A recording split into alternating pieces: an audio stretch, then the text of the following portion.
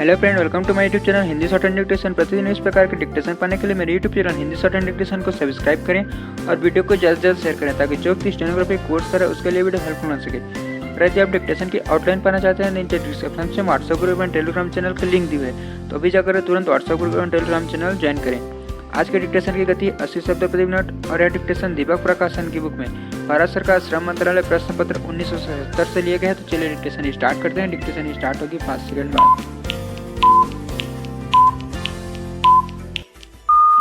मजदूर क्षेत्रों में केंद्रीय श्रम मंत्री के इस कथन का स्वागत किया जाएगा कि सरकार श्रम सम्मेलन और स्थायी श्रम समिति के सम्मुख इस आशय का एक प्रस्ताव रखने जा रही है कि उद्योगों में मजदूरों को भी हिस्सेदार बनाया जाए। भारत एक लोकतांत्रिक समाजवादी देश है। वह समानता और शोषण से मुक्ति के सिद्धांत में विश्वास करता है।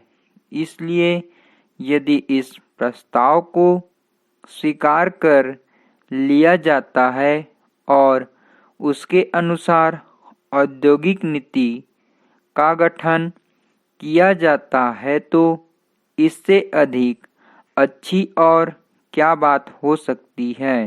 पैरा, जहाँ तक औद्योगिक प्रबंध में मजदूरों के भाग की बात है, सन 1947 में सरकार ने यह कानून बनाया था कि जिन कारखानों में आवश्यक समझा जाए वहाँ श्रम समितियां बनाई जाए। इसके पीछे उद्देश्य यह था कि ऐसे सुझाव दे सकें जिनसे मालिकों और मजदूरों में अधिकाधिक सहयोग हो सके। उनको कोई विशेष लाभ नहीं हुआ और यही कारण था कि उसके 10 साल बाद एक त्रिपक्षीय वार्ता एवं अध्ययन के बाद मालिक मजदूरों द्वारा संयुक्त प्रबंध समितियों के निर्माण का विचार रखा गया।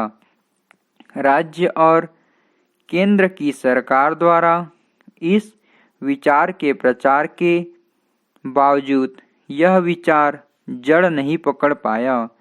यद्यपि उनका कार्यक्षेत्र निर्धारित कर दिया गया था, किंतु राष्ट्रीय श्रम आयोग इस परिणाम पर पहुंचा कि जहां ये समितियां कायम की गई वहां उद्देश्य पूर्ति में कोई सफलता नहीं मिली।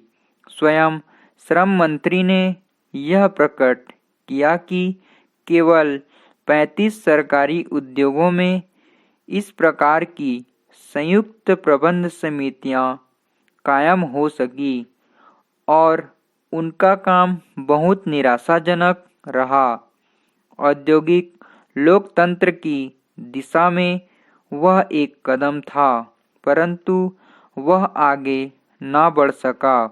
पैरा, अब पुनः कुछ पूर्व श्रम मंत्री ने घोषणा की थी कि सरकार ने उद्योगों के प्रबंध में मजदूरों को शामिल करने का निश्चय किया है और इसके लिए प्रशासन सुधार आयोग की सिफारिश के अनुसार कारखाने के निर्देशकों में से एक मजदूरों का प्रतिनिधि रखेगी।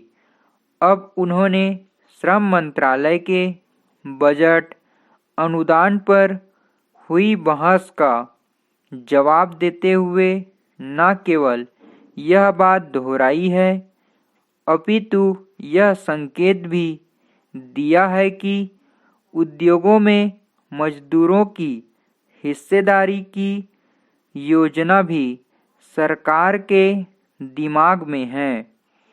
कहना न होगा कि यदि यह योजना कार्यान्वित कर दी गई तो प्रबंध और मिल्कियत दोनों में मजदूरों की साझेदारी होने से औद्योगिक क्षेत्र में एक क्रांतिकारी युग का श्री गणेश हो जाएगा।